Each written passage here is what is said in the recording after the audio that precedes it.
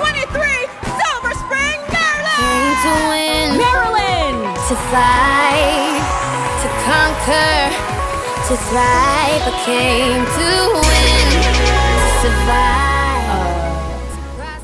That's a loaded question. Mame Adjei is a fun, bubbly, really cool, down-to-earth woman trying to find her way in this world, becoming everything that I want to become, which is ultimately a supermodel, humanitarian, and business mogul. I want to have like the platform to be able to touch people's lives. I want to be able to use my platform as a model because that's the artistic part of me. I feel like modeling is silent acting, and you can really evoke different emotions from people by the way that you're posing, you're working the camera, and just by everything, the emotion that goes into it. So I love modeling for that aspect. I think it's art. I love art in general, so I want to just explore all different types of art forms. I like to paint, I like to draw, I even like to sing, but I wouldn't call myself a singer. And I definitely want to go into acting, so just all different art forms.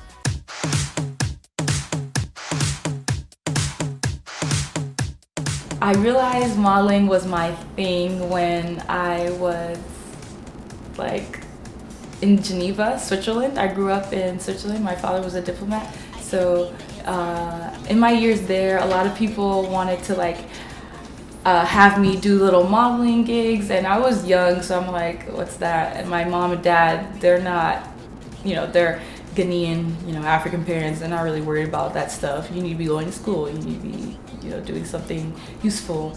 But they always saw that was something that I like to do. So it's actually a funny story. One of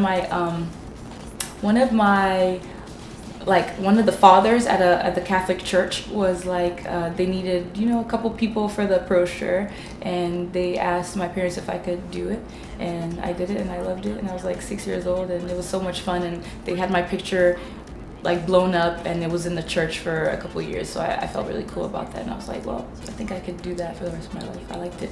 So after that, I've just been modeling ever since, doing little things here and there, and like modeling locally in DC, Maryland area, and trying to like slowly branch and come to New York and really making it a thing.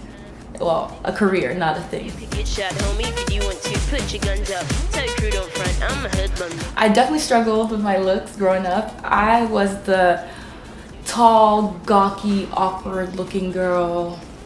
I'm very expressive, like I was saying, and my mom almost didn't like care so much as far as like making me wear this or that. Like she just let me have free range over whatever I wanted to do, and like so that's actually why I'm so independent. Like, and I actually grew up without my parents. Since the age of 9, I've been without my parents. So but yeah, that's a whole different story. Let me just get back to what I was saying. But yeah, she just let me like wear whatever I was wearing, whatever I wanted to do, I could do. And one of my things that I was really insecure about was my big forehead. My brother used to make fun of me so much, and I hated it. So I was really insecure about my forehead. All my family would make fun of me. So in Ghanaian, they call it amumakpo, and it's so annoying. So for you Tree viewers, you guys can understand that. I used to always like put bangs to cover my forehead and whatever, but I've grown to love everything about myself. I see people like Tyra Banks, who's like now like a mentor. Dreams do come true. Rihanna and other big foreheaded super celebrities that are doing it, and I'm just like, what's so bad about having a 5 head? It's all good. Now you blew up too, hun. I'ma ruin you. My kind of guy is someone that's really fun, ambitious, funny. I love to laugh. I like someone that can like hold a good conversation and really is intellectual. I really like to have real talks about real things and come up with real solutions. I don't want to just be talking about dumb stuff all the time, you know what I mean? So I like guys that can definitely hold a conversation, an intelligent conversation, and good looking. I feel like that's what will attract you in the first place. So handsome, tall, I definitely need a tall guy. And yeah, my favorite food is all food. Every food that tastes good, I'm with it. I like to eat. A lot of people don't think that I eat because I'm so skinny, but like, thank God for fast metabolism, because without it, I would be like 300 pounds. But my favorite food, I feel like, would be plantains. I love plantains. It's like really good.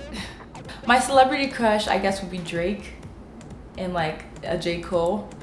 Not because like they're like sexy or anything, which I mean they're okay, but it's because of their minds, the stuff that they talk about in their songs. I'd be like, damn, that really touched my heart, you know? Like, they're so relatable and so smart and very conscious with their rapping. It's not like just so dimwit music. Like, I don't know, I like their music.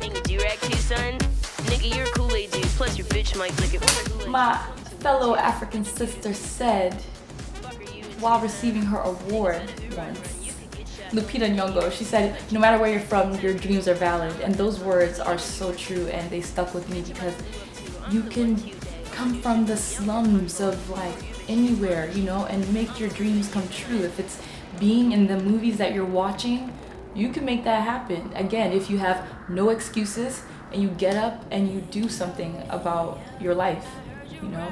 Not making any excuses about where you're from, what you come from, and what you see, and just putting yourself out there, I feel like will attract the right energy, it will attract the right people to you, and you will be able to achieve any dreams.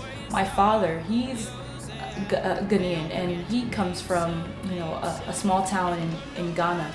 Because of school, because of his education, he was able to go to the main city in Ghana, in Accra, and you know, take more courses there, where he learned that he could join the Ministry of Foreign Affairs. And from there, he went to study in India, and you know, that's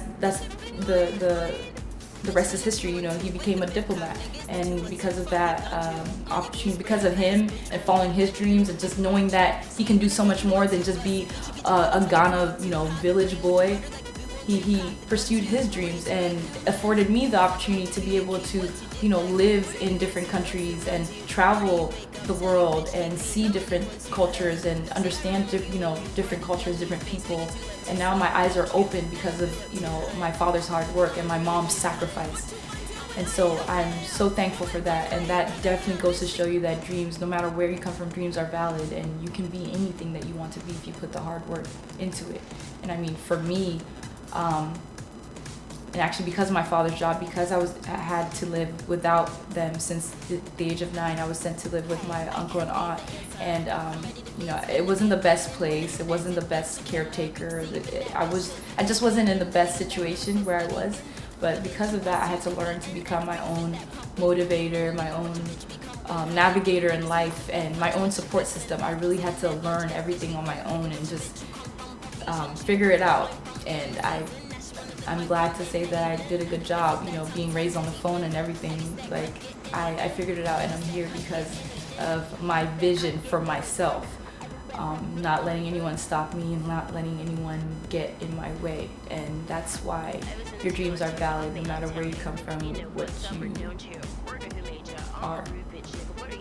You know, even if it's just one person that I touch, even if it's just one girl that understands the message that I'm trying to spread, and she feels like I helped to get her mind right, then I've done my job. That's all I want to do, to be able to inspire someone to get up off their asses and do something, because I never had it easy in my life, and I always had to just suck it up, stop making excuses, and do what I had to do to get what I want. And that's all I want people to do. I know that their circumstances sometimes might not be the best. They might be living in the hood, or they might not have a mom and dad, they might not have money, or, you know, the list goes on. You only know what you're exposed to. So sometimes they let that discourage them, and they think that they can't amount to anything else, they can't do anything else, because they only see what's going around them, and they think, well, I guess that's my path. But I want to let them know that that's not your path. It doesn't have to be your path. If you don't let it be your path, you have to make no excuses, get up and go.